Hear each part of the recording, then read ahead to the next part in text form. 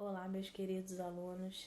Hoje é segunda-feira, dia 11 de maio, e nós damos início a mais uma semana de aulas online. Para começar essa nossa semana, eu vou pedir que você me envie as fotos dos exercícios que ficaram para hoje, da página 127 e 128 de português, ok? Nós vamos agora dar início à nossa matéria de hoje com a página 148. Vamos dar início ao módulo 8, Fatos do Cotidiano. Vamos lá? Então, vamos observar o que essas crianças estão fazendo. Aqui elas estão lendo, estudando, tomando banho, almoçando, comendo. Esses são fatos que acontecem no nosso dia a dia, correto? Fatos do cotidiano são coisas que vão acontecendo no nosso dia a dia. Então, vamos para as perguntas do nosso módulo, da nossa abertura do módulo. O que as crianças estão fazendo? Então, elas estão comendo, tomando banho, estudando. Você costuma fazer as mesmas coisas? Quantas vezes por dia ou por semana? Essa é uma pergunta pessoal, então você responde no papelzinho e me manda, ok? Vamos para a página 149. Para começar, leia a letra da canção a seguir. Hoje é dia de festa do meu melhor amigo. Eu tô dentro do carro, minha mãe tá dirigindo. O trânsito atormenta, está em câmera lenta. Eu sigo perguntando: mãe, estamos chegando? Mãe, estamos chegando? Mãe, estamos chegando? Mãe, estamos chegando? Mãe, estamos chegando? Mãe, mãe, mãe, mãe. Aí eu fico tensa, com o carro parado, porque a essa hora o parabéns já foi cantado. O tempo vai passando e eu quase desistindo. Pergunto com carinho: mãe, estamos chegando? Essa é uma música da banda Pequeno Cidadão. Você conhece essa canção? Ela menciona uma situação em alguns lugares é muito comum o trânsito. Muitas histórias e canções contam situações que vivemos todos os dias e às quais, às vezes, nem damos importância. Essa canção fala sobre o trânsito, mas é possível contar histórias sobre diversas situações do nosso dia a dia. Veja as imagens a seguir e pense em histórias que poderiam ser desenvolvidas a partir dessas imagens. Então, nós temos crianças conversando, crianças brincando, crianças estudando. Então, imaginem, quais histórias eu poderia construir a partir dessas imagens, essa conversa animada entre amigos, essa brincadeira numa festa ou num parque, estudar com um colega, fazer um trabalho com um colega. Dá para fazer muitas histórias a partir daí, não dá? Agora, nós vamos para a página 150. Para aprender, de olho no texto. A notícia sobre a morte de um caracol seria uma informação bem diferente do que normalmente se lê nos jornais, não é? O texto que você vai ler agora conta exatamente isso e foi escrito pela autora Marina Colasanti. Você já leu algum texto dela? Então, vamos para a leitura do texto e eu peço que você acompanhe pelo seu livro, ok? Um mundo lindo. Morreu o último caracol da Polinésia. Havia um caracol da Polinésia, um caracol de árvore e nenhum outro. Era o último e morreu. Morreu de quê? Ninguém sabe me dizer. O jornal não acha importante revelar a causa mortis de um caracol da Polinésia. Noticia apenas que com ele extinguiu-se sua espécie. Ninguém nunca mais verá em lugar algum, nem mesmo na Polinésia, um polinesiano caracol. Pois eu ouso dizer que sei o que foi que o matou. Ele morreu de ser o último, morreu de sua extrema solidão. Sua vida não era acelerada, nada capaz de causar-lhe estresse, mas era dinâmica. Ao longo de um ano, graças a esforços e determinação e impulso fornecido pela própria natureza, o molusco lograva deslocar-se cerca de 70 centímetros, mas teria sido uma temeridade. Assim mesmo, de que adiantavam esses 70 centímetros suados, batalhados dia a dia, sem ninguém para medi-los, sem nenhum parente, amigo, companheiro que lhe dissesse: você hoje bateu sua marca? Sem ninguém para esperá-lo na chegada? O último caracol da Polinésia olhava ao redor e não via ninguém. Ali estava, frequentemente, seu tratador. O caracol vivia no zoológico de Londres, mas o tratador não era ninguém. O tratador era qualquer coisa menos importante que o tronco sobre o qual o caracol se deslocava. O tratador era de outra espécie. E via, sim, de vez em quando via os pesquisadores que o examinavam, o olho agigantado pela lente. Mas os pesquisadores não tinham uma concha rosada cobrindo-lhe as costas. Os pesquisadores também não eram ninguém. Então, o caracol da Polinésia olhava o mundo, e o mundo estava vazio. E como pode alguém querer viver num mundo esvaziado de seus semelhantes? Vamos para a página 151. Seguramente, ele era muito bem tratado no zoológico. Comida não havia de lhe faltar. O que comia um caracol da Polinésia. E de dia e de noite estava livre dos predadores. Seus antepassados, talvez ele mesmo na infância, tinham tido que lutar pela sobrevivência. E a vida era dura, mas lutavam em companhia. Quando um deles era esmagado, quantos caracóis são esmagados mesmo na Polinésia?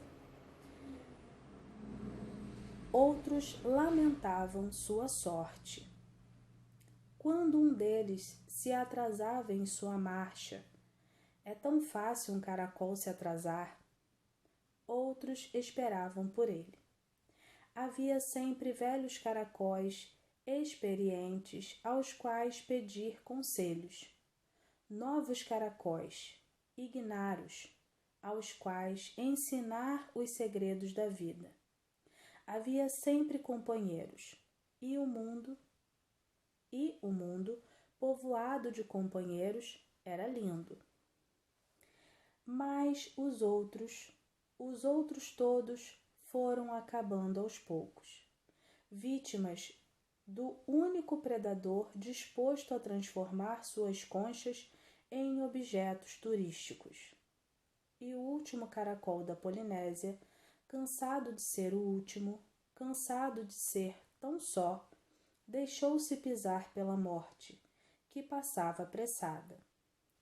Certo, talvez, de poder renascer em algum mundo lindo, em que milhares de ovos de caracol preparam-se para eclodir. Então vamos aí para a autora, para a biografia da autora Marina Colasanti.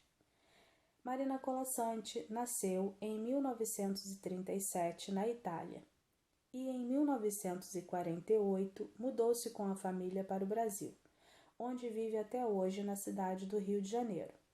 Ela é artista plástica, escritora e jornalista. Seu primeiro livro foi lançado em 1968 e hoje ela tem mais de 50 títulos publicados no Brasil e no exterior.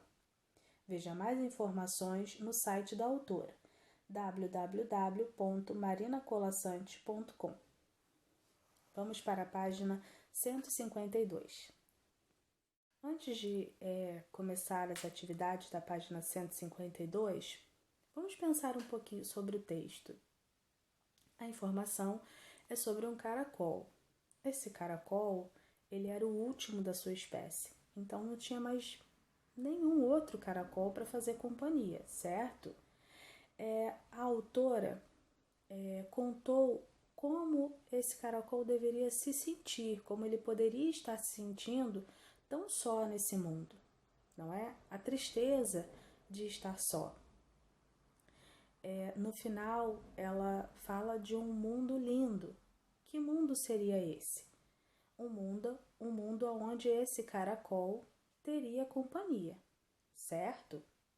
Então, nós temos a página 152 e 153.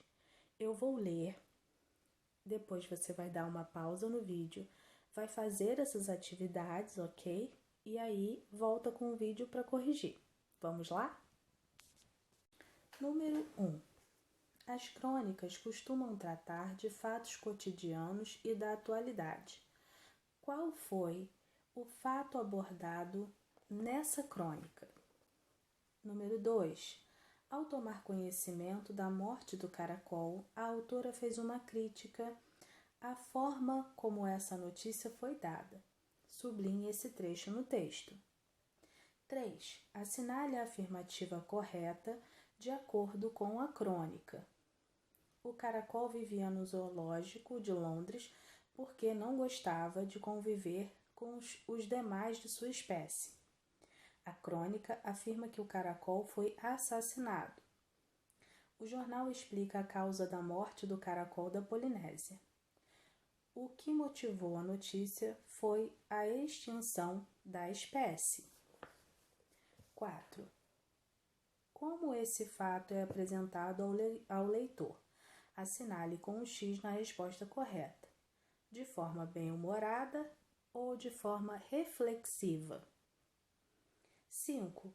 De acordo com o que a cronista sugere em seu texto, qual pode ter sido a causa da morte do caracol? Explique.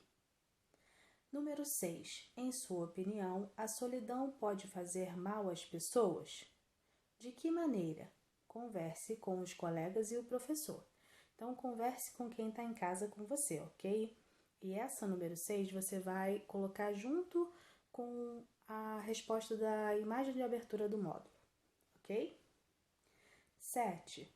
Por que o tratador e os pesquisadores não tinham valor algum para o caracol? Vamos para a página 153. Número 8. Os antepassados do caracol tinham uma vida dura. Mesmo assim, a cronista observa vantagens na vida dos antepassados do caracol em relação à vida dele. Quais teriam sido essas vantagens? Número 9. Releia o trecho a seguir. É o último caracol da Polinésia.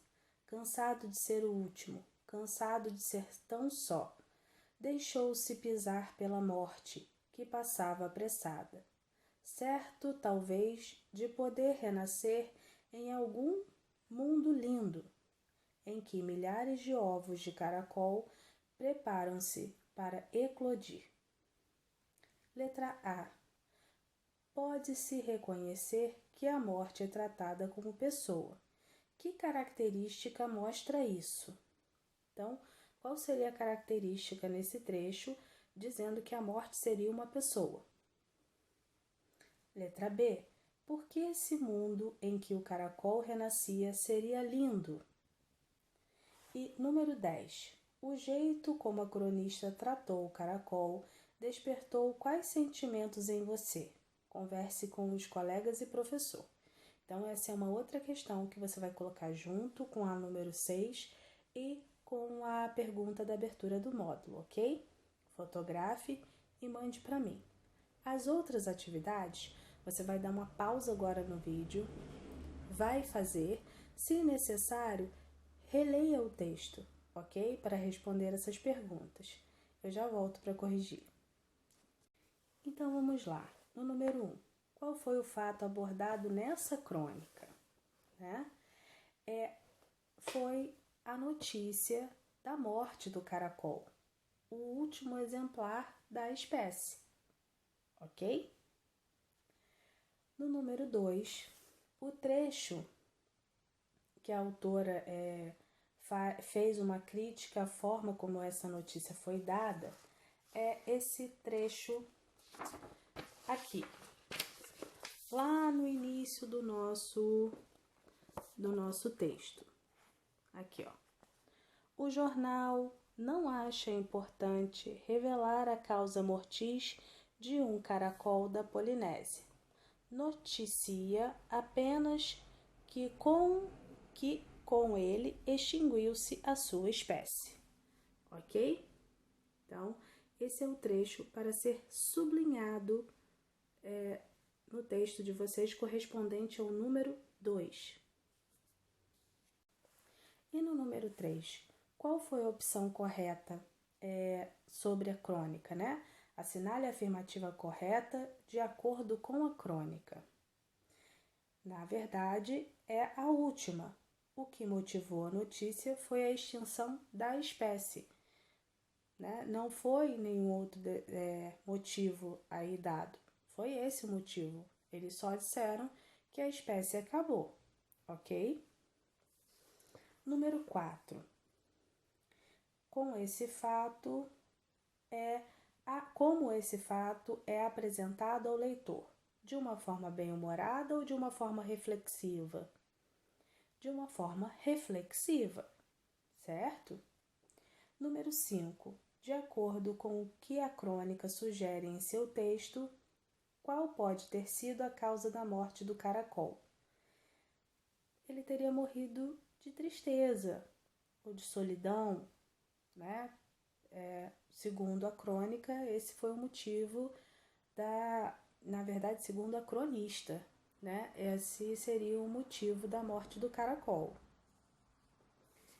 Número 6 é para fotografar. Número 7. Por que o tratador e os pesquisadores não tinham valor algum para o caracol? Porque os pesquisadores e o tratador não eram da mesma espécie que ele, né? Eram de uma espécie diferente. Então, ele continuaria sozinho, né? No número 8, qual teria sido as vantagens da vida dos antepassados do caracol, né? Por que a cronista fala que os caracóis, os antepassados daquele caracol, teriam tido uma vida melhor? Porque esses caracóis tinham companhia, certo? A vantagem teria sido que eles tinham companhia para enfrentar o dia a dia, certo? No número 9, tem o trecho e na letra A está assim. Pode-se reconhecer que a morte é tratada como pessoa. Que características mostram isso? No caso, vou dar um exemplo que você pode ter observado, que disse que o caracol foi pisado pela morte. Então, pisado, né? A morte seria pé, então ela seria uma pessoa. Essa é uma opção de resposta, ok? Letra B. Por que esse mundo em que o caracol renasceria seria lindo? Porque ele não estaria mais sozinho, ele teria os seus semelhantes, ele teria caracóis junto com ele, ok? O número 10 também é o da foto, ok? Gênero textual crônica. A crônica é um texto breve, geralmente publicado em jornais e revistas, mas que também pode estar em um livro que reúne outras crônicas. Os assuntos da crônica são os acontecimentos do dia a dia, da vida comum. Algumas vezes também podem ser temas mais estranhos ou extraordinários, encontrados em notícias recentes de jornal. O cronista, em geral, aborda esses acontecimentos oferecendo ao leitor seu ponto de vista e suas reflexões. Então, vamos para a página 154. Então, na página 154, nós vamos trabalhar o de olho na língua, pontuação. Vamos lá. Releia o trecho do texto para responder às atividades. Morreu o último caracol da Polinésia. Havia um caracol da Polinésia, um caracol de árvore e nenhum outro. Era o último e morreu. Morreu de quê? Ninguém sabe me dizer. Seus antepassados tinham que lutar pela sobrevivência e a vida era dura, mas lutavam em companhia. Quando um deles era esmagado, quantos caracóis são esmagados mesmo na Polinésia? Outros lamentavam sua sorte. Vamos fazer essas atividades juntos, ok? Número 1. Associe cada oração ao nome do sinal de pontuação que a finaliza. Então, eu tenho na primeira coluna as frases e na segunda coluna o nome dos pontos, ok? O nome da pontuação. Então, vamos lá. Frase 1. Morreu o último caracol da Polinésia. 2. Morreu de quê? E 3. Quantos caracóis são esmagados mesmo na Polinésia? Então, vamos lá. Qual frase termina com um ponto de exclamação? A frase 3. Então, coloque aí na frente de ponto de exclamação o número 3. E com ponto final? Número 1. E com ponto de interrogação? Número 2. Número 2. Reescreva a primeira oração do quadro anterior usando os outros dois sinais de pontuação apresentados. Então, eu vou pegar a primeira frase, a frase 1, morreu o último caracol da Polinésia, e vou escrever com ponto de interrogação e com ponto de exclamação. Então, a primeira pode ser com ponto de interrogação. Morreu o último caracol da Polinésia? E a segunda, morreu o último caracol da Polinésia. Então, dá uma pequena pausa no vídeo só para você copiar e copiar a frase número 1 duas vezes, Uma com o sinal de interrogação e uma com exclamação, ok? Então, com o ponto de interrogação e uma com o ponto de exclamação. Então, dá uma pausa pequena no vídeo que eu já volto.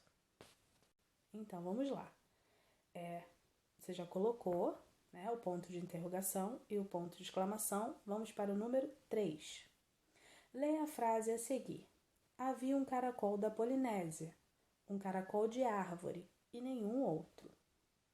Assinale com um X o item que explica corretamente para que serve as duas vírgulas usadas nessa frase. Para isolar uma explicação no interior da frase é a nossa primeira opção. Depois, para isolar o nome de uma pessoa com quem se está falando. E a última opção, para separar elementos de uma lista. Então, qual foi o motivo de usar essas vírgulas nessa frase? Que está assim: havia um caracol da Polinésia, um caracol de árvore e nenhum outro. Se eu dissesse assim, havia um caracol da Polinésia e nenhum outro, dá certo também, não dá? Mas é porque essa parte, um caracol de árvore, está explicando que caracol é esse. Vou dar um exemplo com uma outra frase. Joãozinho um menino muito bonito, foi à feira. Então, eu dei uma explicação sobre o Joãozinho, que ele é muito bonito. Joãozinho, um menino muito bonito, foi à feira. Se eu colocasse Joãozinho foi à feira, teria também, seria uma frase com lógica, certo? Dá para entender. Agora, eu quis explicar que ele era um menino muito bonito. Então, é uma explicação no meio da frase. Então, a nossa opção para ser marcada no número 3 é a primeira, para isolar uma explicação no interior da frase. Vamos para a página 155. Os sinais de pontuação são recursos da linguagem escrita para marcar as pausas ou a melodia da frase. São alguns deles: ponto final, que marca o fim de uma frase; ponto de interrogação, que indica uma pergunta; ponto de exclamação, que confere uma entonação específica quando o falante quer demonstrar algum sentimento, como surpresa ou animação; e a vírgula. Entre outras funções, as vírgulas são usadas para isolar uma explicação na frase, para isolar o nome ou o modo como uma pessoa é chamada quando se está falando com ela, e ainda para separar uma série de elementos enumerados. Número 4. Complete as frases a seguir colocando a vírgula no lugar adequado. Então vamos lá. Letra A. Minha amiga, você pode me ajudar? É como está na frase, não é? Agora, vamos lá. Minha amiga, você pode me ajudar? Não ficou melhor? Então, essa pausa é a vírgula. Minha amiga, vírgula, você pode me ajudar? Letra B. Felipe, você precisa escovar os dentes antes de dormir. Não ficou muito boa, né? E se eu disser assim, Felipe, vírgula, você precisa escovar os dentes para dormir? Ela vai ficar assim, né? Agora sem falar a vírgula, né? Felipe, você precisa escovar os dentes antes de dormir. Então, a vírgula, ela é essa pausa para dar sentido à frase, né? Senão fica tudo corrido e eu não entendo se eu for ler, certo? Número 5. Reescreva as frases abaixo, acrescentando os elementos dos quadrinhos depois da palavra destacada. Use vírgula e faça as adaptações necessárias. Então vamos lá. Letra A. Com suas ações, o ser humano prejudica os animais. Aí eu tenho na caixinha o meio ambiente, a água e o ar. Então vamos lá. Vamos montar essa frase.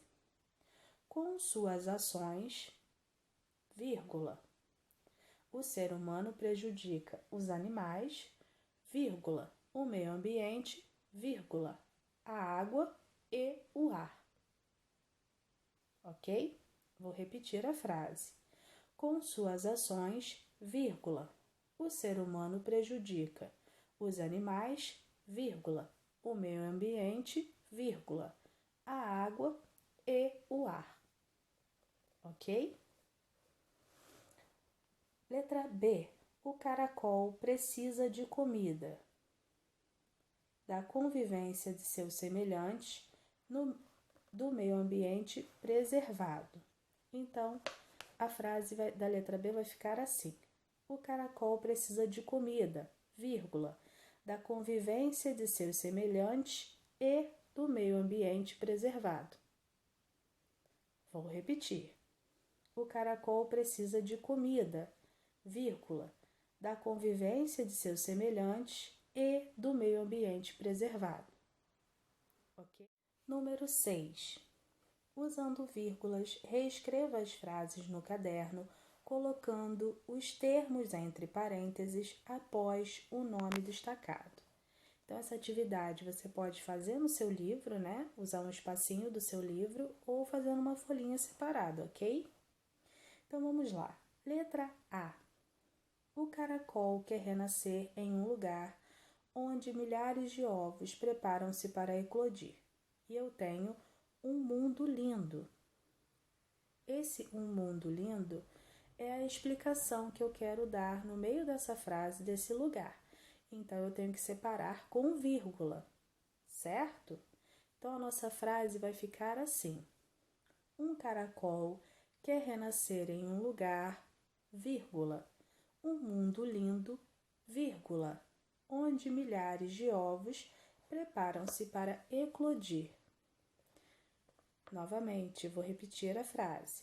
O caracol quer renascer em um lugar, vírgula, um mundo lindo, vírgula, onde milhares de ovos preparam-se para eclodir. Essa foi a frase da nossa letra A. Na letra B eu tenho assim. O ser humano levou muitos animais à extinção. E entre parênteses eu tenho um grande predador. Então, no meio da minha frase, eu quero dar uma explicação sobre o ser humano, e que é um grande predador. Então, a nossa frase vai ficar assim. O ser humano, vírgula, um grande predador, vírgula, levou muitos animais à extinção. Vou repetir a frase. O ser humano, vírgula, um grande predador, vírgula, levou muitos animais à extinção. Então, o que estava entre parênteses eram as explicações que eu coloquei no meio da frase sobre essas palavras destacadas, ok? Agora nós vamos para a página 156. Na página 156, eu vou no de olho na ortografia, sem com C e sem com S.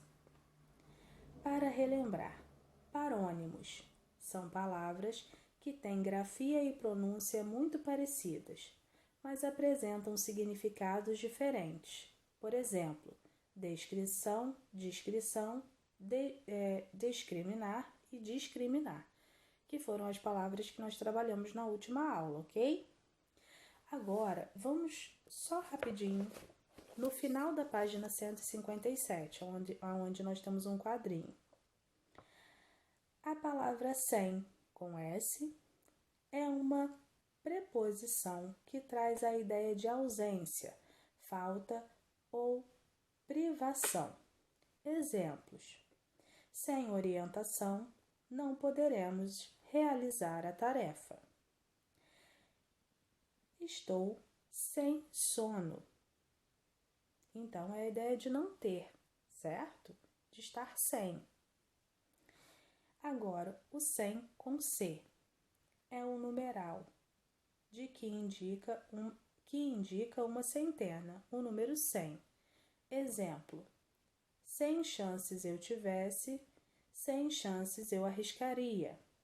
Eu tenho R$100 na carteira. Ok? Agora nós vamos voltar na página 156, aonde eu vou começar a leitura. Agora, você vai estudar a ortografia de outras palavras, chamadas homófonas. Elas apresentam o som igual, mas têm escrita e significado diferentes, ok? Então, a palavra sem com S significa não ter, e sem com C é do número 100, correto? Então, vamos ler aí. Há quem tenha 100 problemas. Há quem viva sem problemas. Há quem tenha 100 problemas, sem problemas, sem problemas. Há quem tenha 100 problemas. Há quem viva sem problemas. Há quem tenha ou viva sem problemas na vida. Então, vamos agora para a página 157. Essas atividades, pensando na ideia de 100 com ser o número 100 e sem com S ser a ideia de não ter, né? Ser uma preposição que traga a ideia de ausência, de falta, eu vou deixar essa atividade para a próxima segunda-feira. Então, você vai fazer essa atividade para a próxima segunda-feira, para a segunda-feira da semana que vem, ok? Então, eu deixo aqui o meu beijo, bom início de semana e até amanhã.